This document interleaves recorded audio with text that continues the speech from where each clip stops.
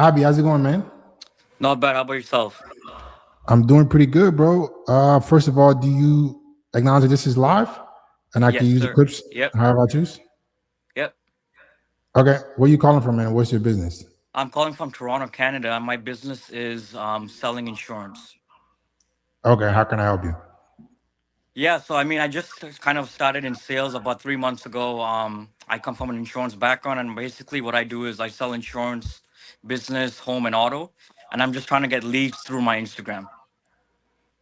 Okay, so what's the market? Like, what are you trying to just grow the insurance, or you trying to get people underneath you, or Yeah, I'm what's trying the to get plan? my pipeline basically started because I'm basically on commission. So how I make my money is the commission off of the premiums that I sell on the individual policies. So right now I've been doing cold calling, cold outreach.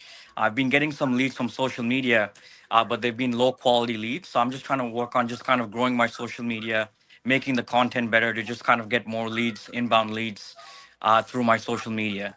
So, okay, let me explain to you how social media works for any business. You have to have an ideal customer. Yep. Okay. So if you're selling insurance, your ideal customer is the people you want to sell insurance to. If you were trying to get people to do insurance, right, then you would be telling people and showing them the lifestyle and the freedom that they can get from doing insurance alongside you. So your content needs to be surrounded with you showing why insurance is important. So you have to come from a very, very authoritative point, and you need to have content that positions you as the expert, given older folks or people who are like looking for insurance or considering insurance, which insurance policies to pick, why it's important, who to avoid. You need to become an advisor. And once they trust you as an advisor, they can then come work with you. And you can sell to anyone, right? Yeah. I mean, there's no age restriction, age limit. As long as you have I would say probably 18 can have a driver's license. You can start a business. You obviously need insurance. Everybody needs insurance, right? So for the Gotcha. most part, there's So not really an age limit. And obviously, when you're 18, you can drive a car. So yeah, yeah, got it. Yeah, so that's going to be a market where you're going to have to come from the advisor role. There are many different types of formats that you can do. yeah, But don't fall for the trap of like trying to just be an entertainer, because that kind of content is not going to work. So right. you need to look presentable, look professional in your content. Where do you live?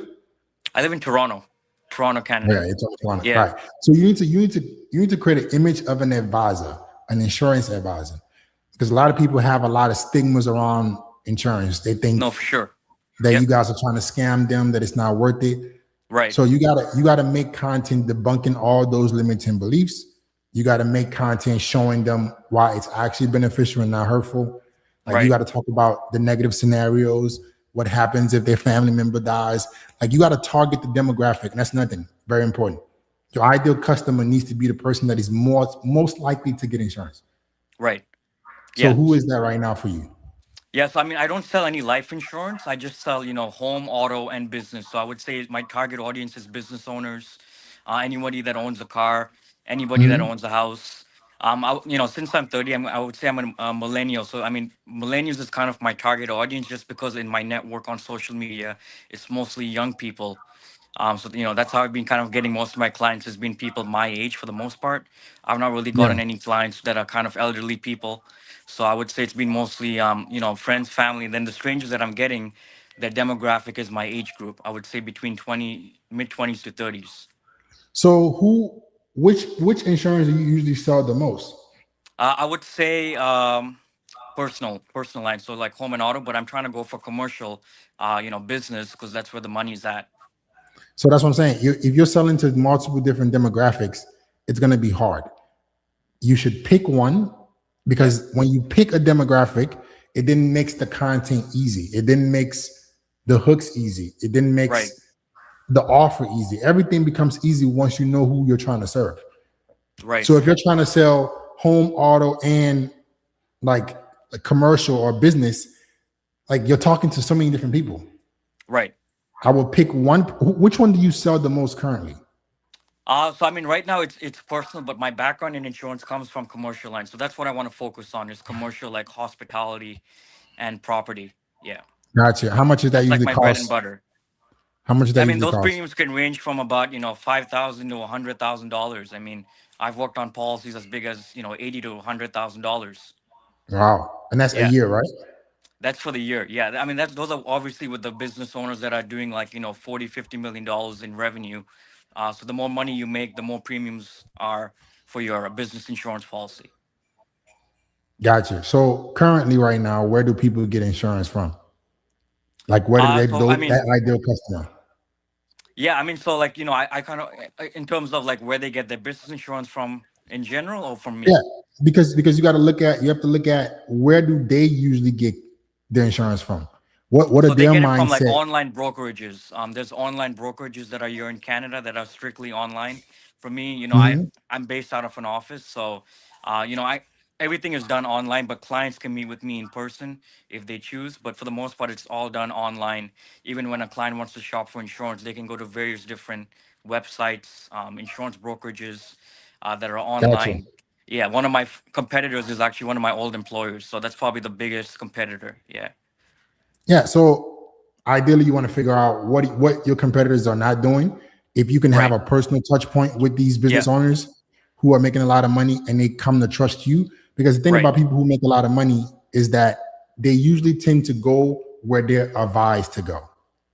Right. So they're gonna ask their people. They're gonna ask who's everybody else going with because they don't want to deal with that headache, and they're gonna go with them. So, but if you can create a brand where you become the go-to face in advising that type of individual, Right. you have content for that kind of individual. It's gonna be an asset that you build. However, you can become the known person, and then now you expand your clientele and make all the money in the world. So your Yeah. content has to be curated around them.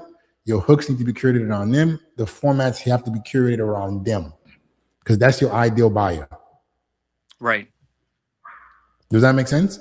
Yeah, that makes sense. Yeah, I mean, I would say my competitors for the most part, what they're not doing is they're not really meeting with clients in person. It's mostly online because we're in the AI Mhm. digital world. So like my biggest competitor, their target audience was small business owners, and they were strictly online.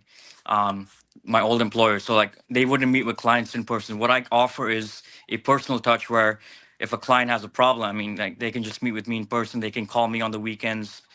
Other brokerages they don't even operate on the weekends. So the way I kind Gotcha. of put So clients in is like, you can call me after office hours, you can call me on the weekends. I'm fully kind of okay, don't be too accessible. available though. Be careful. Be careful. You don't want to become too available and then you're Right. not respected For because that's a sure. totally different ballgame. You want to be respected, but you want to have that personal connection with these people. Right. So don't try to brute force your way into that market. Create an asset with content with your brand as the go-to person. Right. Because you're not gonna be able to get into those many rooms to where you're like becoming known as the guy to go to for commercial insurance. But if you make content speaking to that ideal customer's pain, Hmm. their problems, what they Right. believe, if you become the Right. person that they trust, know, like, and trust, that's what organic content does. They come to you to get their policies done. So look at it as an asset. Where are you Right. watching this from? From my house. No, I mean like what platform? Oh, this is from Instagram. Okay. Listen, have you started making content already? How's that going for you? I actually have gotten a couple leads from my content. Obviously, I mean, I just kind of started off about 2 months ago in terms of making content about insurance. But yeah, I mean, I've gotten a couple leads. For the most part, it's been referrals, cold calling, cold emailing, word of mouth, going to networking events. Yeah, but I'm just How kind of often are getting you started in posting? content. How I'm often are sorry. you posting and how many views? How often are you posting and how many views do you average? So I would say I post once a day about something insurance related. Sometimes it's once every few days, and the views they kind of vary between 500 to 800. Sometimes I get 1,000. Um, yeah, because what I'm doing right now is I'm kind of reacting to insurance related incidents like a car accident that took place, a Hmm. major fire that kind of broke out in a building, and I'll do like a Sh- reaction Send me video. your Instagram handle in the chat. Okay, Let me sure. let me take a quick look. If you're watching right now on Instagram and you want to join the show, you are a high ticket coach, consultant, you have a high ticket service that you want to grow with social media, comment live. Look at the pinned comment live. A link will be sent to your DM. All you people who are commenting live, you're not going to magically appear live. A link will be sent to your DM. You click that link and you can join the live stream with me. Okay. On YouTube, you just click the pin link. All the people who are backstage, look in the private chat, briefly state your age and what business you're in, so I know to call on you. Did you put it in the private chat, bro? Yeah, Yes. okay, I see it. Yeah. All right.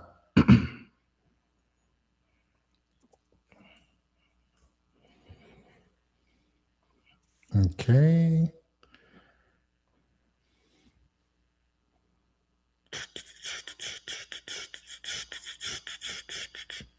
Let's take a look.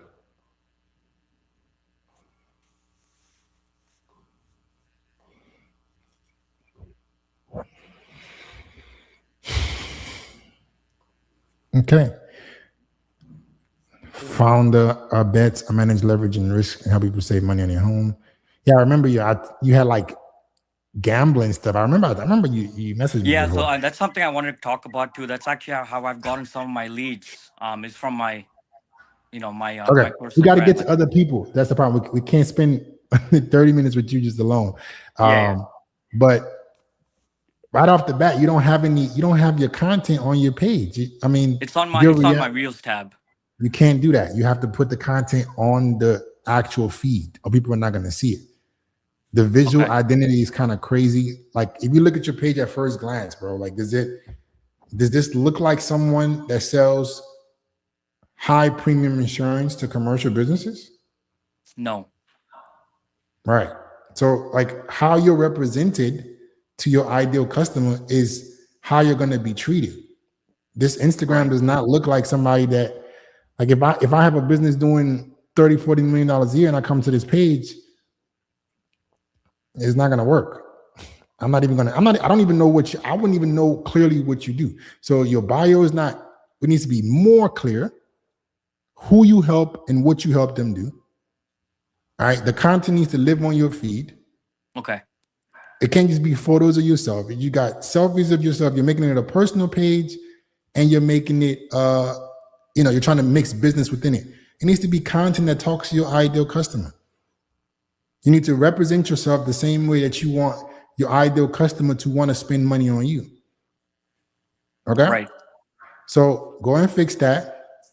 If you want some help, you can always click the link in the Instagram bio, DM me brand. There's a link on the Instagram live right now. You can click and see if we can help you out. Okay. All right. How's it going? Take it easy. Right. Thanks. Peace. You guys have to represent yourself the same way you want your customers to be to want to be with you.